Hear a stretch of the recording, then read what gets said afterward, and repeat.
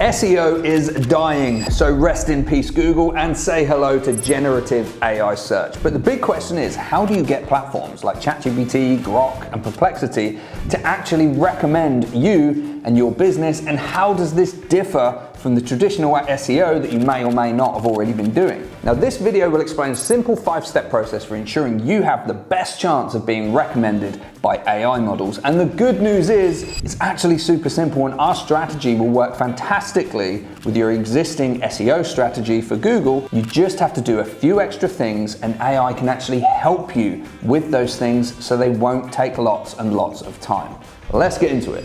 Generative AI is starting to creep into almost every one of our clients' traffic sources. Now the volume isn't as large, so don't expect huge numbers with this. The reason being that people seem to be using generative AI models for research and gathering information and less for navigation. People still seem to be using Google to navigate themselves around the web. But as the AI models improve, we expect that that's going to change, so you need to be ready. Sometimes we're finding our clients are landing new business from website submissions that come from direct traffic sources. However, when they engage with that client, the client tells them that they did their research on ChatGPT, which seems to be the current most dominant AI generative model. So how does GEO, Generative Engine Optimization, differ from SEO, which is primarily focused at Google? Well, you still need great content in the form of blogs and case studies and testimonials. If you have a product, you'll still need your user manuals, etc. to be online, but you should adapt these so that they are more conversational based. Google has for a few years had the helpful content update, which isn't too dissimilar. Now they want you to write content for the user in normal and natural language, not doing any sort of that keyword stuffing nonsense. Now traditional marketing fundamentals hasn't changed for 100 years. Humans are still humans who shop and think in the same way,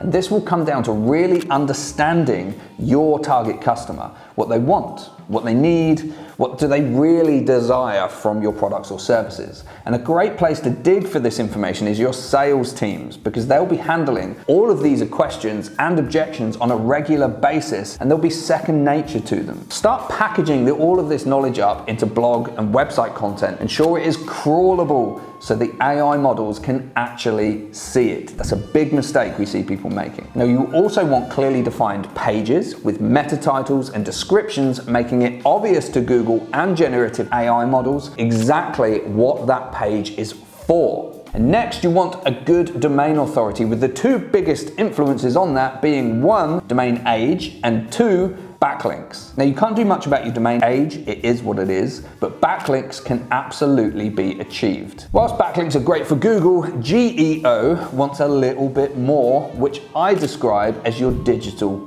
footprint. Quite simply, think of your digital footprint as making as much noise in the marketplace as you can. So how many people are mentioning you on social media? How active are you on social media? Look at your backlink profile, your PR, what awards are you winning, etc., etc. It's like Backlinks Plus. GEO models don't just check your backlink profile and index, but they scan for lots of other signals which can be described as digital noise. So let's get noisy. Next is to optimize for conversational queries by creating detailed FAQ sections, frequently asked questions. Now we've been doing this for years, but lately, to adapt for GEO, we've been going into greater and greater detail, optimizing for more conversational rather than just keyword-based queries. Now we've also been introducing more charts, graphs, and imagery into our FAQ sections, as GEO models will scan for these and display them because it wants that helpful content for their users. They just want to provide good answers to their users' questions.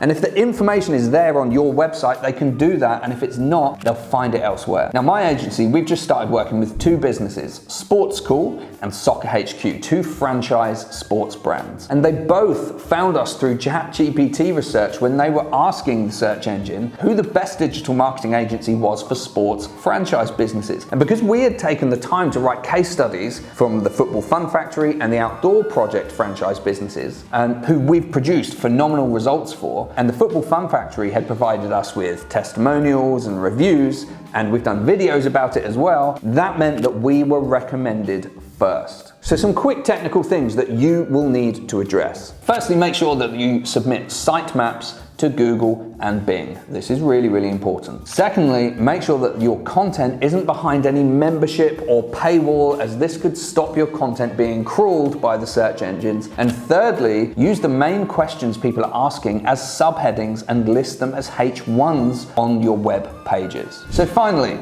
the normal SEO technical elements around user experience, load speeds, and core web vitals are still really, really important. The chances are that if Google trusts you, generative AI models will trust you too. They're scanning for the same things and just a little bit more. So I really hope that helps. That was going into the basics of GEO, but if you want more technical information, we're going to go into even greater depth in the coming videos. So don't forget to like and subscribe, and we'll see you next time.